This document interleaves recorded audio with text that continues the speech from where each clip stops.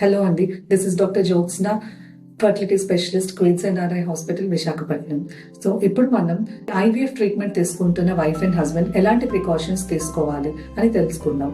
IVF అనగానే first వచ్చే step egg pickup. అంటే ఎగ్ పికప్ కి ముందు కొన్ని స్టిమ్యులేషన్ ఇంజెక్షన్స్ ఇస్తారు. స్టిమ్యులేషన్ ఇంజెక్షన్స్ వచ్చేసి పీరియడ్ వచ్చిన సెకండ్ డే నుంచి ఫస్ట్ స్కాన్ చేసి వాళ్ళు ఏ డే నుంచి స్టార్ట్ చేసుకోవాలో చూస్తారు. యూజువల్ గా second day or third day of period నుంచి ఇంజెక్షన్ స్టార్ట్ చేస్తారు.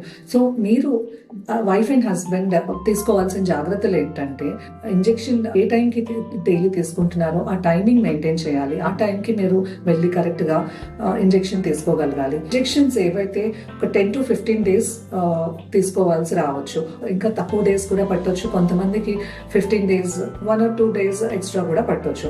ఆ డ్యూరేషన్ అంతా కూడా ఎటువంటి స్ట్రెస్ లేకుండా అడిక్వేట్ స్లీప్ ఉండేలాగా, daily 7 to 8 hours of sleep ఉండేలాగా చూసుకోవాలి.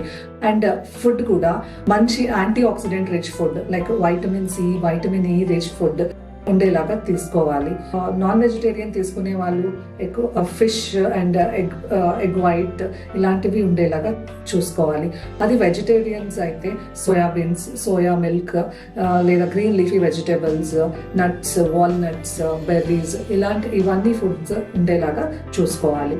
వాటర్ ఇంటేక్ కూడా చాలా ఇంపార్టెంట్. వీళ్ళలో ఎంత ఎక్కువ హైడ్రేషన్ ఉంటే అంత మంచిగా వాళ్ళకి ఎగ్ డెవలప్మెంట్ ఉంటుంది అండ్ వాళ్ళకి క్వాలిటీ ఆఫ్ ఎగ్స్ కూడా బాగుండే ఛాన్సెస్ ఉంటాయి. వీటితో పాటు వర్క్ స్ట్రెస్ ఆ డ్యూరేషన్ లో ఎక్కువగా ఉండకుండా చూసుకోవాలి. ఎందుకంటే స్ట్రెస్ ఎప్పుడైతే ఉందో, స్ట్రెస్ వల్ల కార్టిజోల్ అనే స్ట్రెస్ హార్మోన్స్ రిలీజ్ అయ్యి ఎగ్ క్వాలిటీని ఇంపాక్ట్ చేసే ఛాన్సెస్ ఉంటాయి. సో ఎగ్ డెవలప్మెంట్ కూడా స్లో అవ్వచ్చు.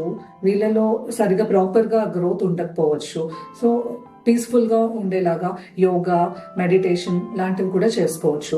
అలాగే ఐవీఎఫ్ ఇంజెక్షన్స్ తీసుకుంటున్నప్పుడు హెవీ ఎక్సర్సైజెస్, అలసిపోయే వర్క్స్ చేయకూడదు. హస్బెండ్స్ అయితే స్మోకింగ్, ఆల్కహాల్ లాంటి హ్యాబిట్స్ ఉన్న వాళ్ళు ఎట్టి పరిస్థితుల్లో కూడా స్మోకింగ్, ఆల్కహాల్ స్టాప్ చేయాలి. ట్రీట్మెంట్ కి వెళ్లే ముందే స్టాప్ చేస్తే ఇంకా బెటర్ రిజల్ట్స్ ఉంటాయి.